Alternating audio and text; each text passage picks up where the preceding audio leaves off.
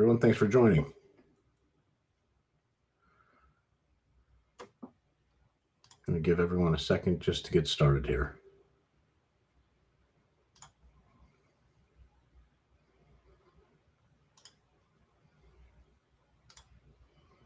All right.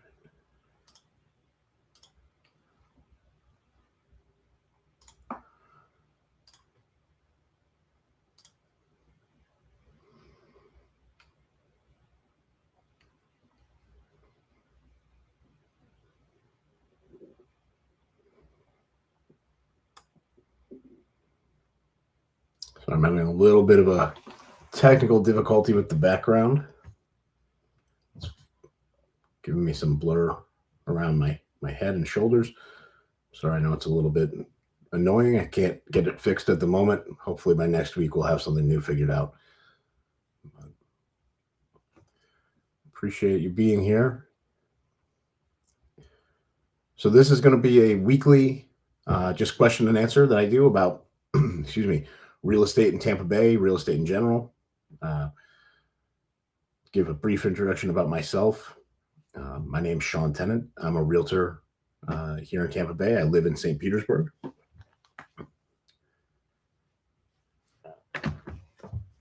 Live here in St. Petersburg. I've lived here for, well, I was born here, but I grew up in Western New York mostly.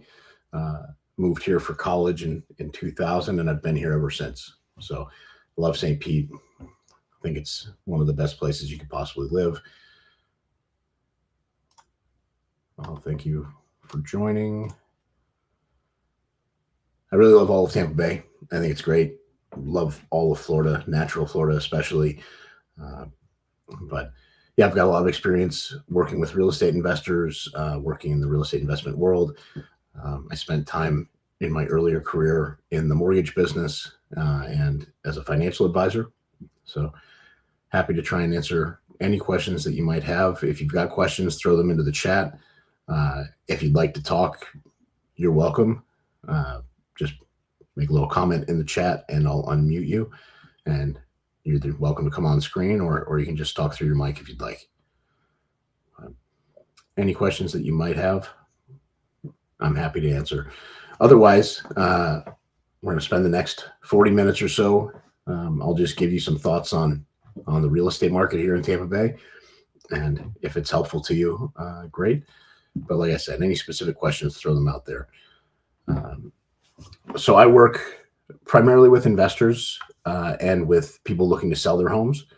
I've got, well, this week I've just signed paperwork with a few new clients. So I'll have 7 or 8 listings on the market this week, and they range anywhere from $180,000 condos on the water down in St. Pete Beach area, all the way up to nearly $2.5 million. It's a waterfront for a house down in Bayway Isles that's coming up on the market in about a week. It's a renovation that's being finished right now. We've got a new listing going live in Tampa tomorrow in West Tampa. It's on Diana Street. It's beautiful, fully remodeled. It's going to be really, really nice. It'll be a 3-bedroom. It's $475,000. I'm thinking it's going to sell quickly. We just got the staging all finished up earlier this week. Took photos today. It looks absolutely beautiful. So I'm super excited about it. But I work, like I said, a lot with real estate investors. A lot of my real estate investors that I work with are from out of state, or if they are local, maybe they're professionals that don't have the time to really focus on the ins and outs of the local market here. And St. Pete and Tampa Bay is interesting. Much like, you know, any market, you need to know the local market very well to invest in it successfully. But St. Pete and Tampa are really interesting because they're so difficult to know, because we don't have, especially in St. Petersburg and Tampa proper, we don't have subdivisions like you've got in a lot of other, suburbs of cities. And we are a proper city. And so we've got neighborhoods that are influenced by a ton of factors. You've got flood zones that cause major issues here, evacuation zones, especially with the hurricanes in 2024 causing so much devastation in this area. You've got areas of St. Pete and Tampa where if you overpave a house, you're going to be in a lot of trouble.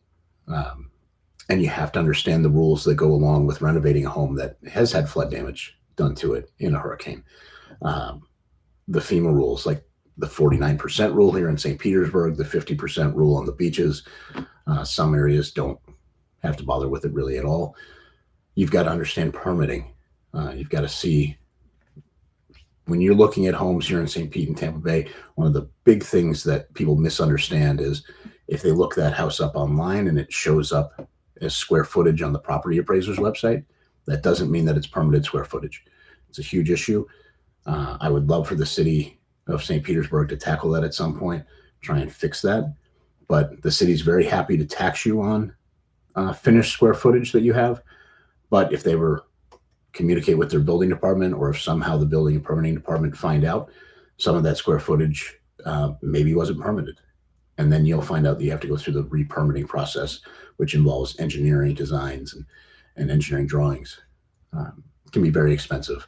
I've got a lot of clients going through that right now. So there's a lot of little things that you need to be aware of here, and that's hopefully what I can address on this webinar, is looking at things like zoning changes, the changes that the city of St. Pete made to zoning recently for the First Avenue South, North, and Central Avenue corridor, allowing additional multifamily housing, but also allowing ADUs, the accessory dwelling units. So now you've got an expanded population density in that area. You're seeing a real increase in value for single family homes there because now they can add additional units. So it's a real goldmine for investors, but also for the homeowners, as long as they're aware of it. It's one of the things I'm trying my best to do, is put out a lot of educational material, and that way people can take a solid look at that and learn from it. If one thing I'd like to point out is St. Pete especially is rapidly changing since the hurricanes. So if you are someone that has a home for sale and you're looking to sell your home, it's extremely important to speak to somebody that really knows the market well. Maybe speak to multiple people and get an actual good estimate for the value of your home. A lot of people have been surprised to find out that what traditionally were less desirable neighborhoods in the center of Pinellas County have become extremely hot neighborhoods because of the fact that they're not in a flood zone, they're not in an evacuation zone. And so now you can move over there and you're able to get relatively affordable homes. But now those prices are shooting up. And so some of the older homes there, it's becoming financially feasible to knock them down and rebuild as nice brand new homes, which is great for the investors and homeowners that are selling them, but it is pushing some people out of the neighborhood. So, double-edged sword, really. But, thank you again. Just saw another person join. I appreciate that. If you've got questions, make sure you click the link. I'm going to put up on the screen. Let's see. I'm going to put my phone number up there. You can also text me questions and I'll answer them.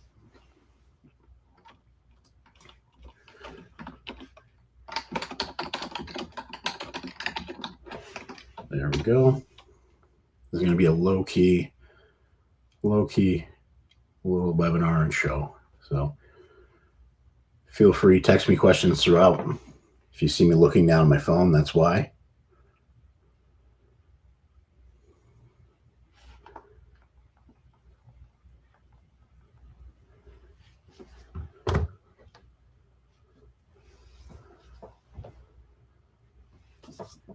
Oh, hi. I think I've only got one person watching my show right now, but it's very possible there are more on some of the other social media channels. Let's see. We're going to navigate over to that quickly and take a look. How exciting and fun.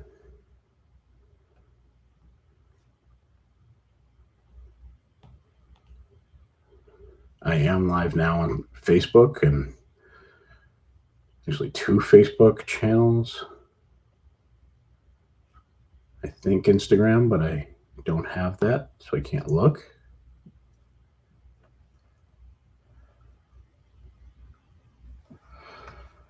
I appreciate everybody being here.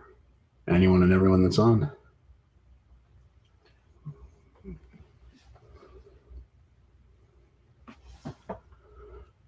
Excuse me.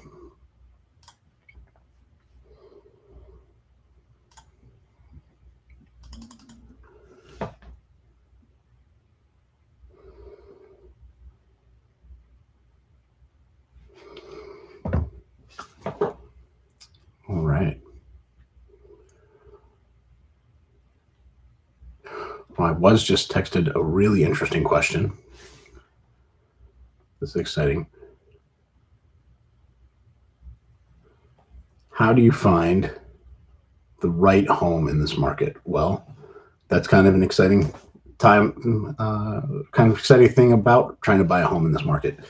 It's definitely a buyer's market. If you're somebody that's looking to buy your first home or looking to move up in home, or you're looking to finally buy something on the water, it's a good opportunity right now. There's a lot of houses out there available, a lot to choose from, and houses that are not fully remodeled and absolutely stunning and beautiful, they're not selling very quickly. So if you're willing to have some vision and look past uh, maybe you're okay not buying something that's had the most modern updates just yet, there's a really good chance to get great deals on property right now. Um, if you do want to buy something that's fully remodeled, everything's brand new, no headaches for the first 5 years you own it because you definitely have everything done, we can find that too. There's a lot of that out there. Uh, and if it's priced right, it is selling quickly, but some of them are overpriced and just waiting for a sensible offer. So it's a great time to be trying to buy a house. Absolutely. But also not a bad time to sell as long as you position it correctly. Uh, if you've got a home that did flood during the storms or it needs a lot of work uh, for whatever reason, that home may not sell quickly on the market if you price it as if it is a move-in ready house. But if you price it appropriately, it will sell, relatively quickly. There is an active investor market. Investors are constantly competing with each other, trying to buy property that they can purchase, renovate, and then sell and still make a profit. So if you're looking to sell quickly, we can get you cash offers immediately. Those are going to be lower than what you would get if you were listing them on the MLS, but it's going to be a fast sale. There's going to be no headaches involved in it. You're basically going to sign the paperwork, and 3 to 10 days from now, depending on who the buyer is, you'll have your cash in hand. Um, that's particularly attractive and important for somebody. Uh, some of the places on the outskirts of Tampa Bay are starting to see increases in pre-foreclosure and foreclosure activity. If you bought a house out in an area like, say, Haines City, out towards Lakeland, or even in some of the places like Brandon, uh, if you bought a property in an area like that in the last couple of years, like in 2022, 2023, very likely you paid more than that house is worth today. There has been a contraction in pricing in those sort of bedroom communities around Tampa Bay and Orlando. So a place like Haines City, it's sort of dead between the two, or Davenport, which is also the same. Those places are seeing housing prices that have contracted and gone down a little. Um, so if you bought that as an investment property and you were hoping to rent it out, or in a lot of people's cases that bought those, especially over towards Orlando, like in Kissimmee, if you bought a property there with the hope that it was going to be your Airbnb and you're going to make a ton of money every month from it, you may not be renting it out at all. And we're seeing that. I've got 2 clients right now that are facing foreclosure because of that. So we're trying to sell their property before that happens in a short sale. Banks are recognizing that that's happening. Um, I don't think that's a sign of a larger housing market crash coming, or really any sort of housing crisis. It's just going to be specific communities, places that were overbuilt that are too far out from the city centers. Um, like I said, places like Haines City, Davenport, the far east side of Kissimmee, anywhere that's too far for you to want to drive into the city to work, and you were really hoping and praying that you're going to Airbnb that, those neighborhoods are probably going to face some trouble in the next year or so, and they already are. Uh, but in places like downtown St. Petersburg, places like uh, Oak Hill Park in St. Pete, Central Oak Park, Diston, Allendale, all of the non-flood zone, non-evacuation zone communities, they're seeing booming home prices. You're starting to see a lot of turnover there in the last couple of years, and especially now as people are sort of settling on what to do with their home that flooded. Some people immediately renovated, fixed it back up, got back into the house. Some people made a mistake and did that without permits, and the city of St. Pete is cracking down on them now and making them go back and redo it. Guilty. Uh, some people have been holding off, and they've been holding off for a few reasons. Maybe they've got a claim with their insurance company they're fighting, could be going through a legal battle. Maybe they're in a battle with their mortgage company. I know a lot of people that got flood claim payouts that were paid into the mortgage, because then those are paid out. They're paid in your name, but also in the name of your mortgage company. So you have to first submit them to your mortgage company and then ask the mortgage company to disperse that to you. But they have the right to keep it because they're the loss insured on that policy. So the mortgage company, in some cases, said, we don't want to risk giving that money up, so we're keeping it. And so people that got an insurance payout still never got any actual cash to repair their home. I know more than a couple of people that happened to, and I'm sure there's a lot more that I don't know. But there's a lot of reasons. One big one was people were waiting for the state's program called Elevate Florida, and Elevate Florida was supposed to be a bit of a savior for people with homes in flood zones, especially in areas where they had multiple floods in the last few years.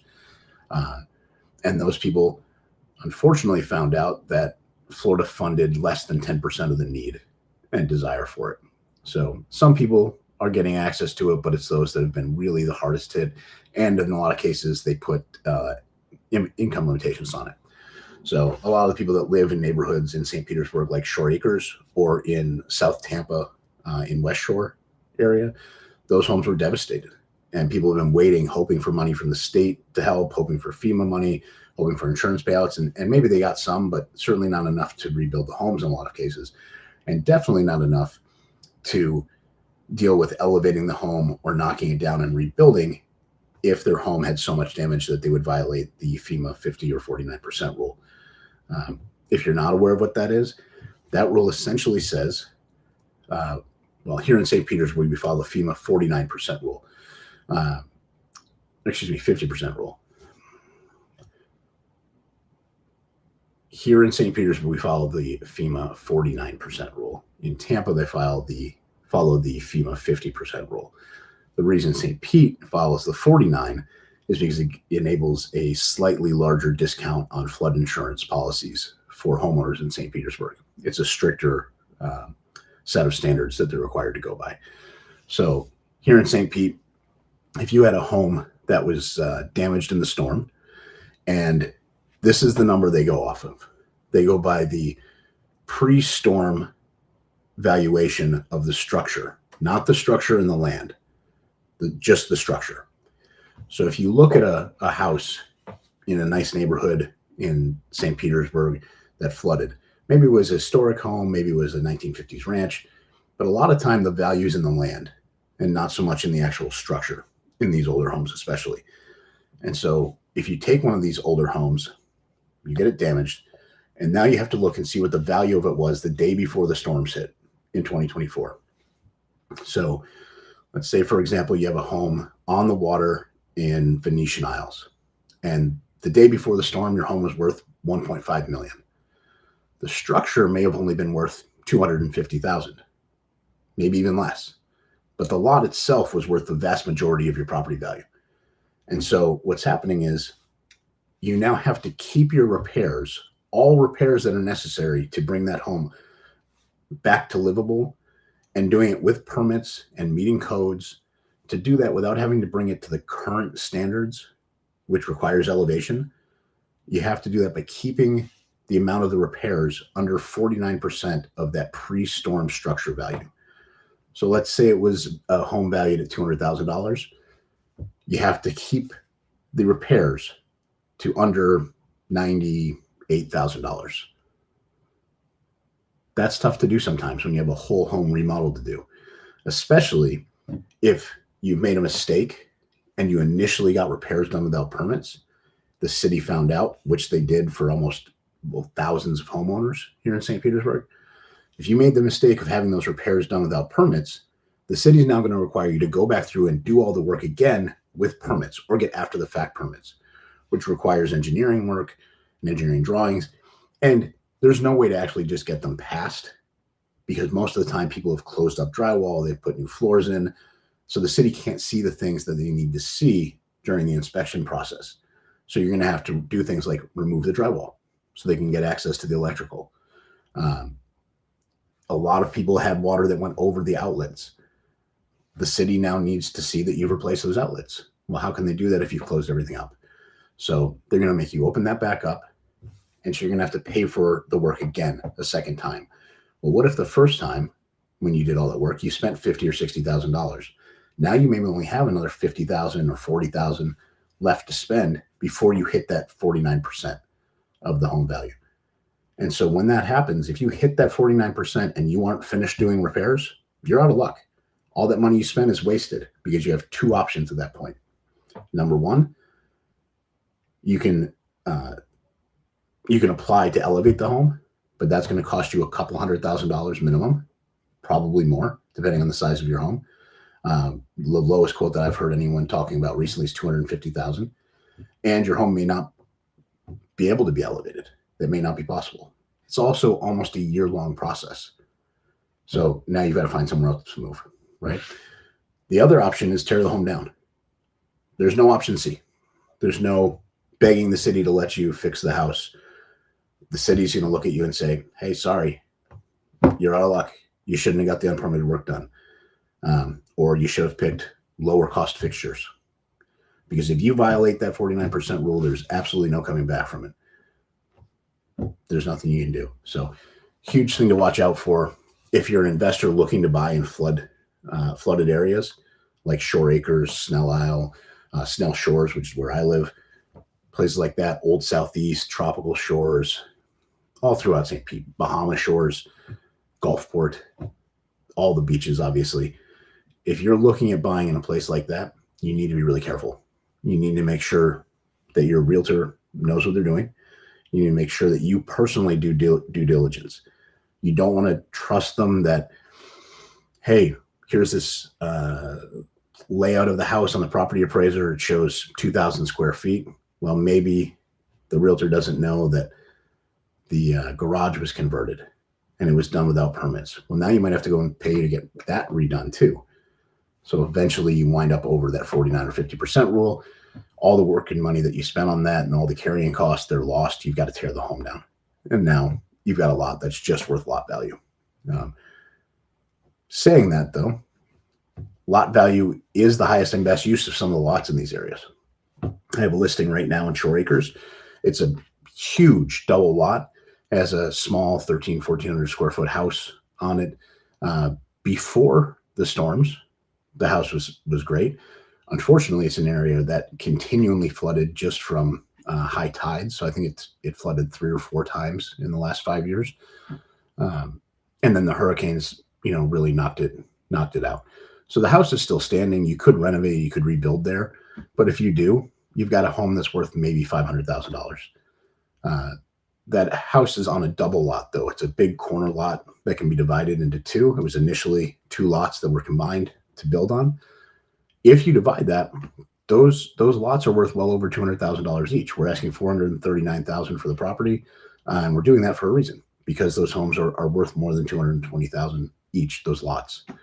The key is finding somebody that's going to want to come in there, bulldoze the house, go through the lot subdivision process, and then build on them. Because you can build 2 homes that are going to be worth $2 million each on those lots.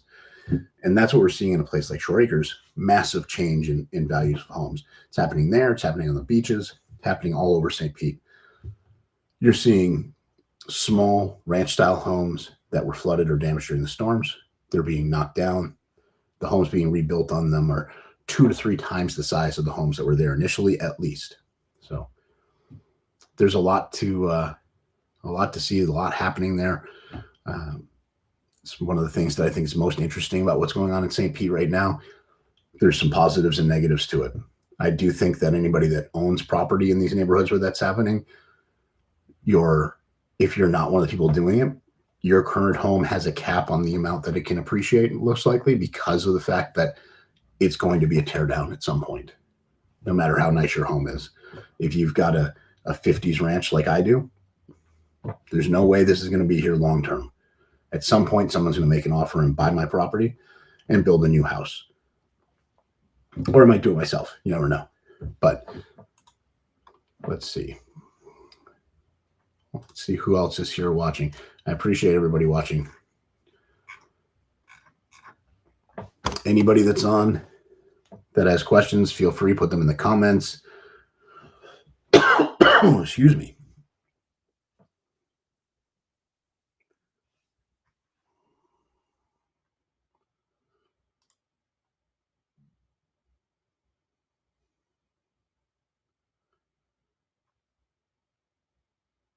Anybody there?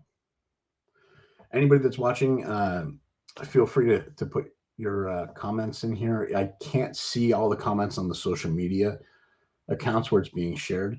So if you're on YouTube or you're on Facebook, you see my number in the left-hand corner there, shoot me a text. That'll be the easiest way for me to see.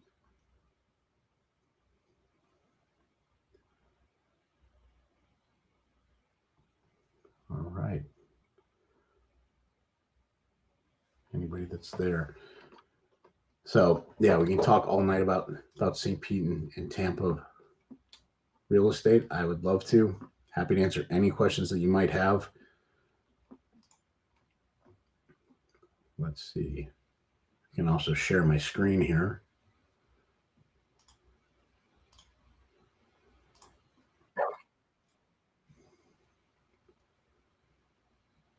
All right.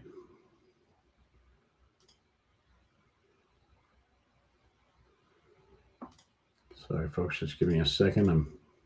It's my first time doing this webinar. I'm going to do this every week, but I'm getting to be, well, I'm 43. I consider myself a bit of an older guy at this point, and I'm struggling with the tech on occasion here. It's a whole new streaming platform for me. Also, apologize about the horrible background that's blurry and moving. We'll have that fixed for next week. Let's see if I can screen share. I can.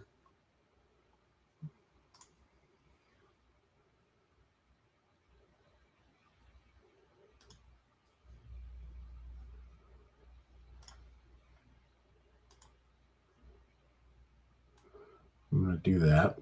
Give me just a second. Let me pull something up here. I'm going to screen share the MLS.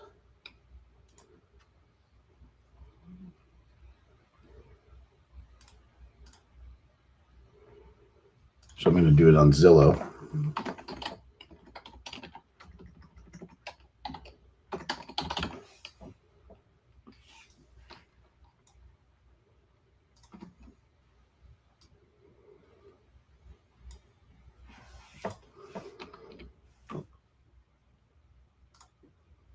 Okay, screen share. No.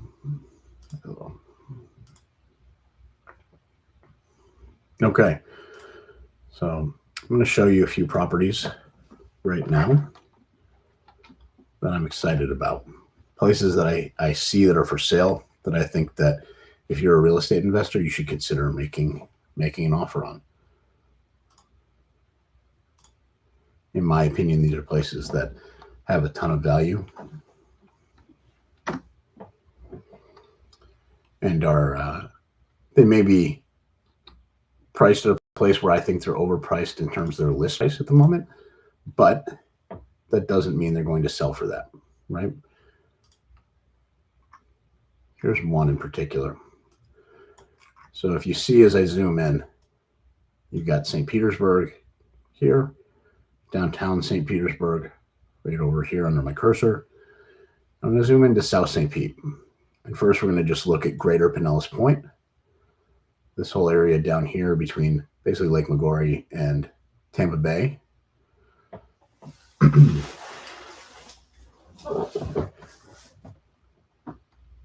going to zoom in a little closer, but I want to point out a few neighborhoods first.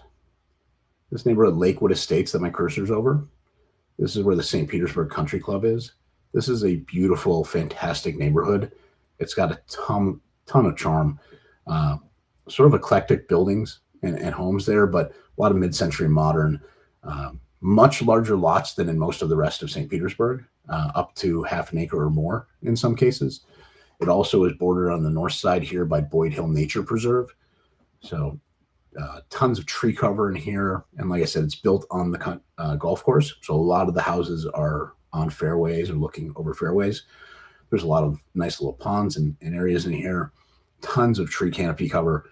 A lot of native plants. This is a really, really nice area. One that I'm a huge fan of, and I'm constantly looking for a home in there for myself. I think it's one of the best places in St. Petersburg. It's very quiet, nice people, a lot of people out walking all the time. It's just a great spot. So I'm going to come back over here in just a minute. I'm going to point out a couple of other neighborhoods. I've got some. I'm going to reset my filters here because I was looking for something for someone earlier. So you see all these places for sale. We'll zoom in. You just got some really interesting homes here. This is one of the ones that have been for sale for a little while. This is a nice house. Could use some updating. Certainly has some mechanical systems like the windows that need updating. I don't know about the status of the AC or the roof, but it's a nice home. It's an older style home. It's got some neat features like this outdoor oven and covered area. Definitely an older kitchen. So this house has some potential. It's a nice spot in that neighborhood, though. It looks over one of the fairways. It's a beautiful location. We've got another 4-bedroom, 3-bath. It's 1,500 square feet. Really nice home. But again, could use some updating on the interior. Good location also, looks over a fairway. The house I want to show you, we're going to zoom out. So like I said, this is Greater Pinellas Point. That was Lakewood Estates. You've probably heard of the famous Pink Streets. If you haven't, this is where they are. It's everything south of Pinellas Point Drive. So it's essentially this neighborhood here where my cursor is. On the southern tip, you've got Pinellas Point Park and Catherine B. Tibbetts Park. It's a huge area along the water that you can go and hang out. It's just big, beautiful, grassy area. It's got a couple of features. Off to the east, you have Bay Vista Park over here. And in between the two, you have a few really nice luxury mansions on Pinellas Point Drive, and then a condo complex right in here between Bay Vista and those. There's some fantastic houses down here on the water. Some like this.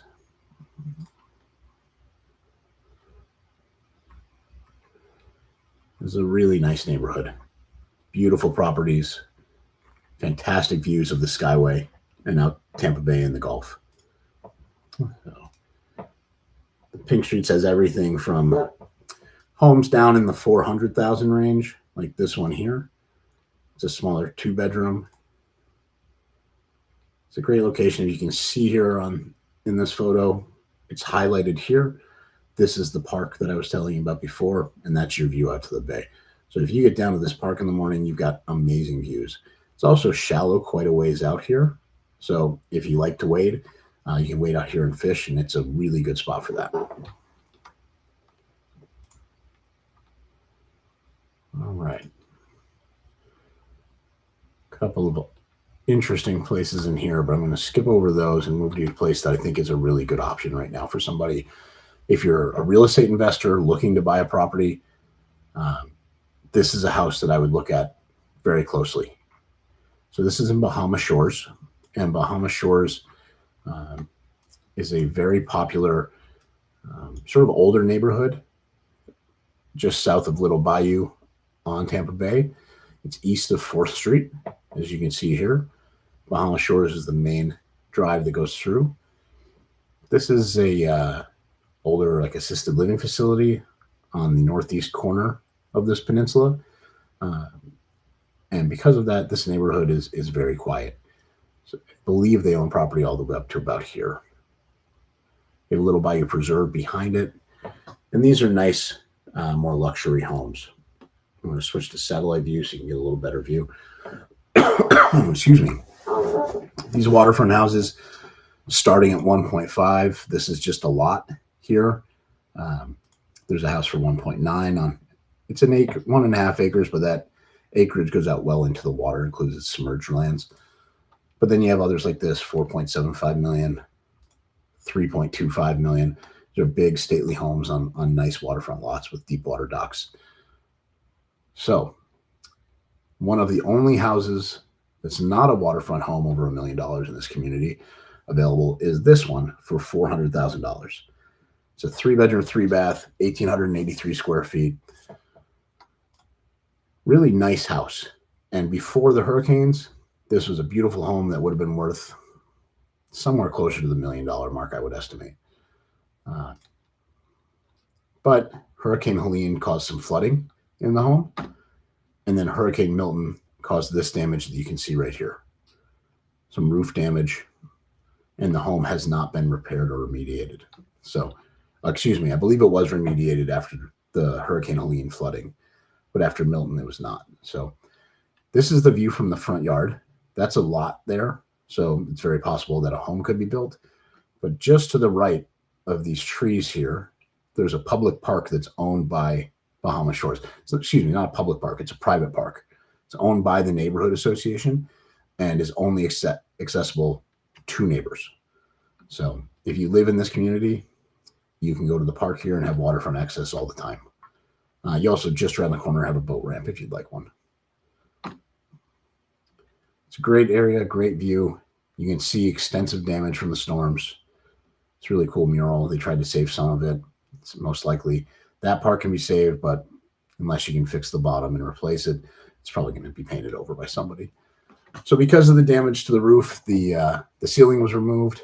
You can see in the back here, there's some damage to the trusses. So this is all going to have to be repaired. Keeping in mind that 49% rule that I mentioned before. You can see you're going to have to replace the ductwork. Electrical will likely need some work. You know, to do all the flooring, drywall on the ceilings and the walls. It's going to be a very extensive remodel and project. The kitchen's going to probably have to be redone. Most people will probably redo the entire thing instead of just replacing the lower cabinets. I'm not sure if that refrigerator works anymore. It was most likely at least partially submerged in water, although I can't be sure. You can see this is an older home. It does need some work. Bathrooms need to be redone completely. It's got a very large, big, yeah, this bathroom definitely needs to be redone, but it's all very doable work. If someone was interested in making an offer on a home like this or any other home that needs work, I have great connections with general contractors that are ready to work with you and ready to work for you. I'm happy to refer them to you. You're always welcome. My number's on the screen. You can text me and just ask for that. No questions asked. I won't even try to bother you about selling your house. So just some more images of this house. Clearly, it needs a ton of work, right? But they're asking $399,000. I have not been able to find publicly what the structure value was before the storm, but most likely you'll have an appraisal done and determine that it's somewhere around $200,000 would be my estimate, my guess. Don't hold me to that. Please don't try to hold me to that. It's just a wild guess. But if you have a $200,000 pre-storm valuation, like I said before, you can spend about $98,000 before you trigger that 49% rule. And so that's probably what's going to be spent here.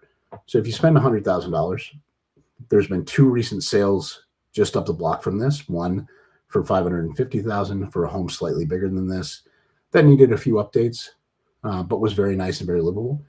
And then there's a pending sale for $799,000 for a home that's about 100 square feet, 200 square feet bigger than this, and has a pool. The pool adds a lot of value these days, sometimes up to $100,000 or more, depending on the neighborhood. But in this neighborhood, I'd say that's about accurate. So if that's selling for $799,000, take the pool away, call it $699,000.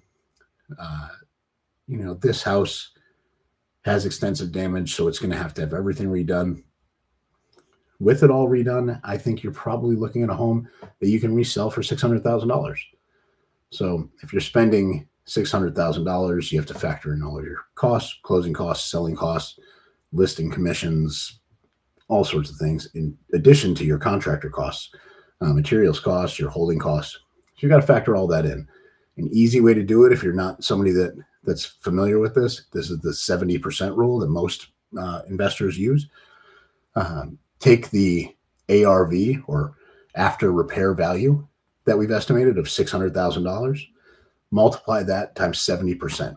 So we do that, we get $420,000. We estimate $100,000 in repair costs. Now, before you make an offer, for one, do a really thorough job of verifying your ARV, and two, do a much better job than I just did of estimating your construction costs. I just took what I thought you might be able to spend. This is just an example.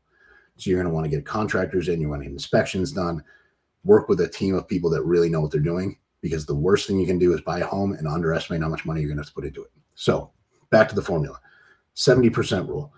That rule is for investors. If you're looking to buy, you want to spend no more than 75% of your after repair value that you've estimated. So in this case, that's $600,000 is what we estimate it could sell for. We don't want to pay any more than 70% of that. That's $420,000 minus the expected costs of repairs. So we're estimating about $100,000. That means we don't want to pay any more than $320,000 for this property.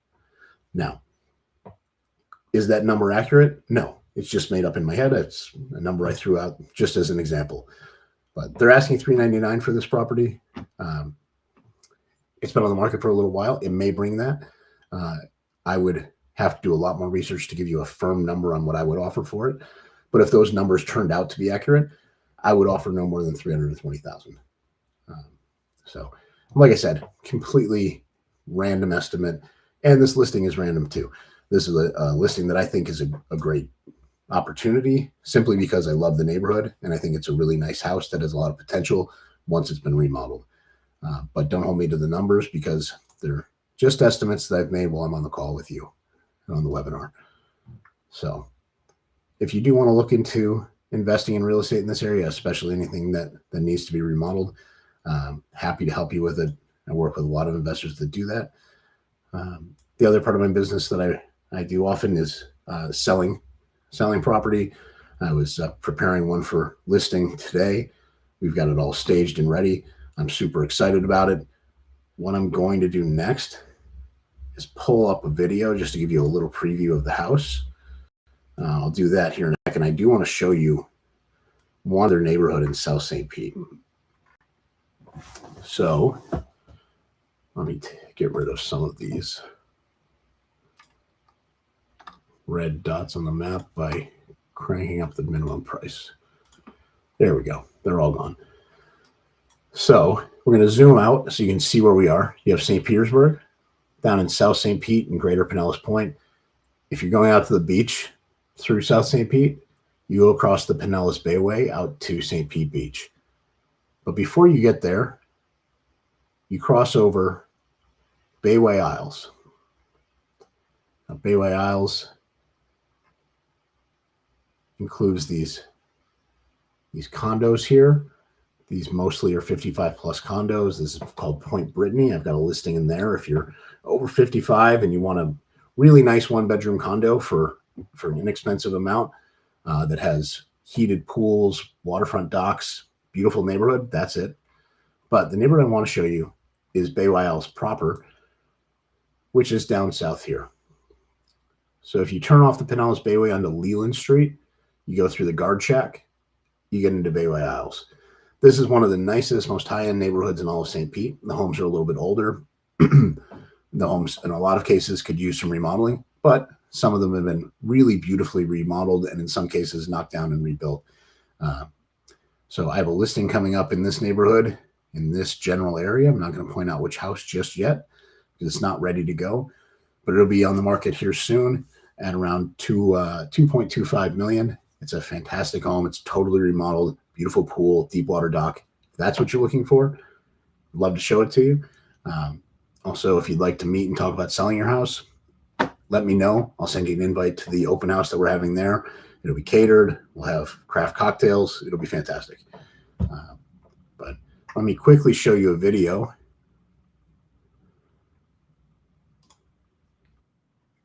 There we go. We're going to mute the video. before I do. Okay. I just need to switch screen sharing to the other video. Give me just a moment.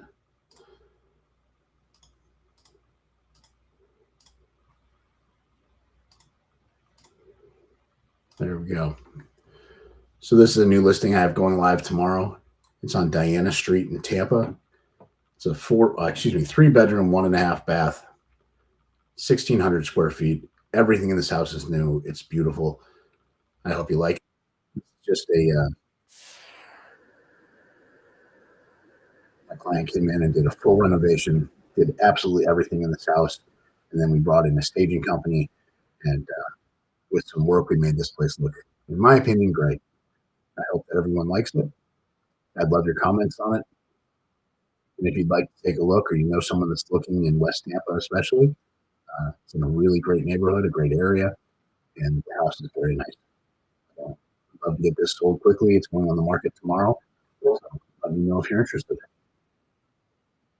You see outside, it's got a great deck that we built. It's got a nice covered patio out here that can easily be screened if someone wanted to. Has a great sunroom, dining area, eating kitchen, nice living room with fireplace in the front.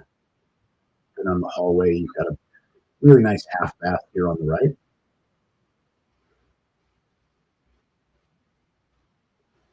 You've got the primary suite here. It's a nice big room, big closets, and then primary bathroom. Choices, natural wood, that great LED look here. So, thanks for being here. I appreciate everybody being on the stream. I hope everybody has a great night.